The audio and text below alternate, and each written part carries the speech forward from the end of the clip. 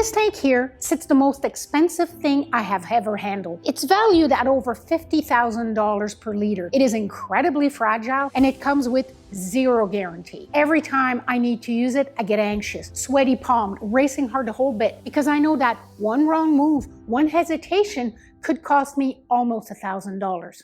Of course, a lot of things are expensive when it comes to breeding sport horses and warm blood. The upkeep of the horse, the inspection, the registration, the transport, and of course, the vet fee for all the procedures themselves. But the single most expensive line item is certainly the cost of frozen semen, if you choose to use it. The reality is that the top warm blood stallions are in Europe. And for us breeders living anywhere outside of Europe, in North America, Australia, or South Africa, that means that we have to use frozen semen. For quarter horse breeder in Europe, the situation is reversed. The top genetic is here in North America, and so the semen needs to go across the Atlantic the other way. But why frozen semen? Why does it have to be so complicated? We have planes that crisscross the globes every day. Why can't it just be shipped like any other fresh good? Well, to understand the specific challenge, we need to consider a few things. The biological reality is that mammalian semen does not survive outside the body for very long. Horse semen can stay alive in the mare for 4, 5, even 6 days.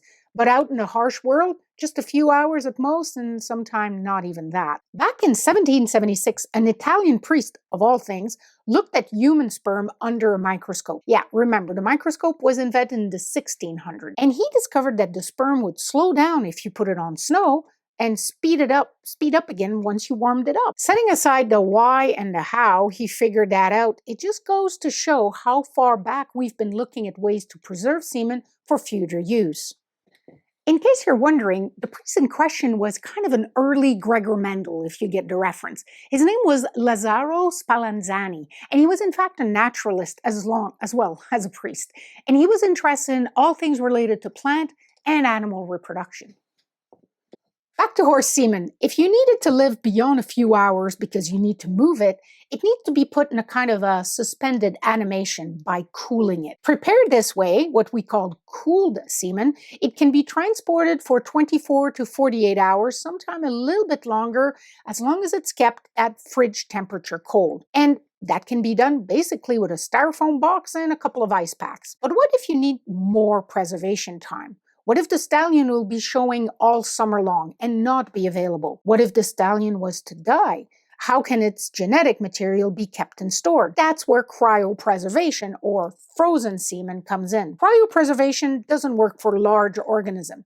Well, we can freeze them, but the thawing is problematic in the same way that it's not the fall that kills you, it's the hitting of the ground. The biggest challenge with freezing cells, you see, is that when you freeze something that is mostly made out of water, the ice forms shards that perforate the cell membrane. And that is how you end up with mostly soggy, previously frozen fish and meat, by the way. If you don't mind, let's take a quick detour into geology for some insight, just for a moment. Looking at those two rocks, they have essentially, and in any way relevant, the same composition. Do you see the main difference? One looks to be made of interlocking minerals, big crystals, while the other looks like fine sand fused together. In the first one, the crystals were allowed to grow slowly, and in the other one, the cooling occurred very rapidly. And in fact, if the whole thing was cooled even more quickly, quenched, if you like, you would get volcanic glass. No crystals at all. An amorphous solid like, well, glass. Liquid nitrogen vapor at minus 120 C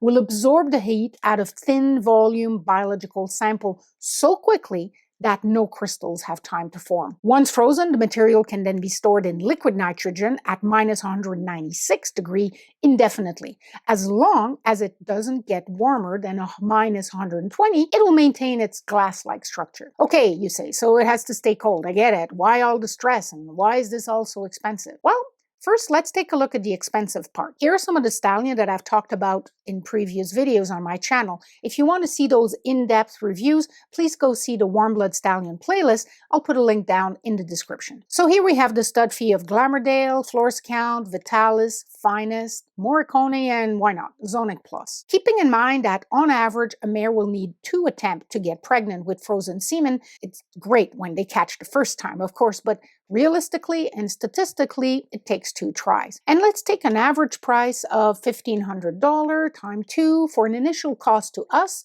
of $3,000. Transporting frozen semen at minus 196 degrees requires a specialized container like this one. And the whole thing is pretty heavy when it's loaded and ready to go. The cost of moving that is not trivial. To ship this across North America, for example, you're looking at between $300 and $500. By the way, it's a lot more expensive if you want to bring it directly to you from Europe on your own. Almost no one does this because it's very complicated and it makes no economic sense. We have professional brokers that do this for a living, and they know all the ins and outs. They know about the paperwork and the custom and all that. They also bring in a lot of doses all at once and then distribute them in the region. So I'm only looking at the cost of getting it shipped from that broker to me, just to clarify. All right, so that shipping cost will add another $400 to the already $3,000, so we're at $3,400.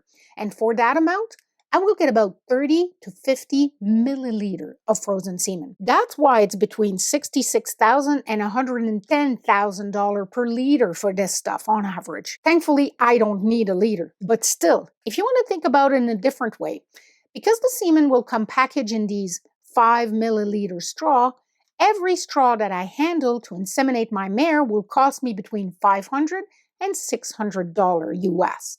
But since I'm a Canadian, that means $700 and $800. This is expensive stuff, and it has to be handled just right. Let's take a look at what needs to be done to inseminate the mare with these tiny straws that are super fragile because they are deeply frozen. But keep in mind that this is not the only reason all this gives me cold sweats.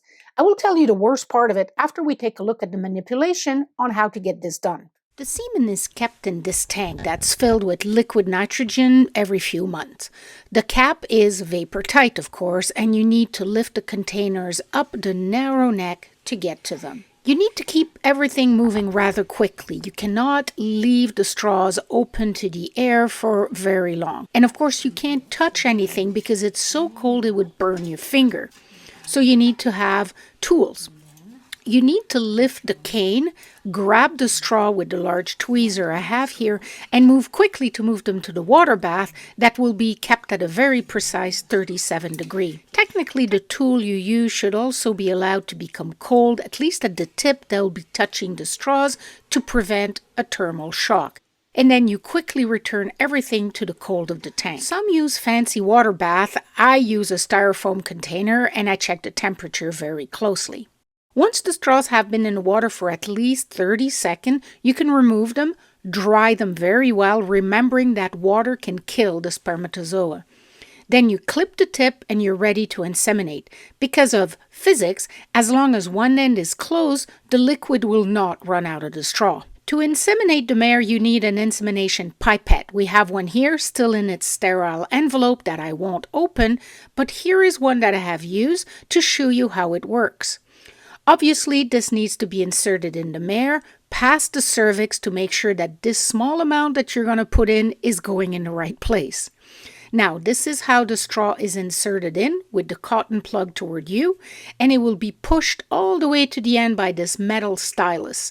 It's thin and flexible, and it has a little bump at the end. You push the straw in, and once it can't move any further, the metal stylus and its bump will push into the cotton end and push every last drop of semen out. The insemination pipette obviously has a small hole at the other end that lets the semen out but keeps the straw in. Once you've spared the straw this way, if you pull out the stylus, it will come out. And then you repeat with another straw. Once that is all done, your mare has been inseminated with the most expensive liquid you have ever handled. Now, of course, all this that I just showed you happens under a little bit of pressure. It's often the middle of the night and you have a mare in the stalks getting a little bit antsy to get back to her friends, but she has just ovulated and so you need to inseminate her right now. Seriously, it's my least favorite part of this whole breeding thing just because of the stakes. I get so nervous. If you're wondering why I do this and not my vet, well, it's because I chose to learn how to do breeding at home on my own mares. I talk about it in this video here, but of course, if you take your mare to the vet to get her bred, then they will have to deal with this very delicate manipulation. But that is not even the most mind-blowing part of all this. No, the craziest part of this is when you buy the semen, it comes with zero, nil, zilch guarantee, meaning you pay the money, You get the straws and you have no idea of their quality. You don't know how good the semen is. You don't know its concentration. You don't know if maybe it was not handled correctly at some point. Remember that even a brief exposure to slightly warmer temperature can damage the semen completely. You don't know if the straws were knocked around when they were handled because that can crack them, and then when you get to thaw them, they explode. Sometimes it was packaged so diluted that you barely get enough spermatozoa to even consider fertilizing your mare. You just don't know. There's something rather special to the warm blood world. You see, if you breed to thoroughbreds, you don't need to pay a thing until the foal is on the ground. If you breed to almost any other breed, you have a contract with the stallion owner that will give you a live foal guarantee, meaning that your mare gets pregnant, delivers a foal. If not, you get to try again without paying the whole stud fee again. That's a good thing because it gives stallion owners an incentive to provide good quality semen the first time around. In fact, what is wild is that if you were to breed to a warm blood stallion by using cooled semen, not the frozen, you would have that guarantee. But with frozen semen, from warm bloods, for some reason, the way the market structure has evolved over the years, it gives us to this situation. There is no guarantee. The semen is sold, and that's it, as is. There is no incentive for stallion owners to provide a quality product, and some really don't. They get paid up front and wash their hands of the result. So considering all this, I think you can see why I'm a tiny bit nervous when it comes to time to thaw the semen and put it in the mare.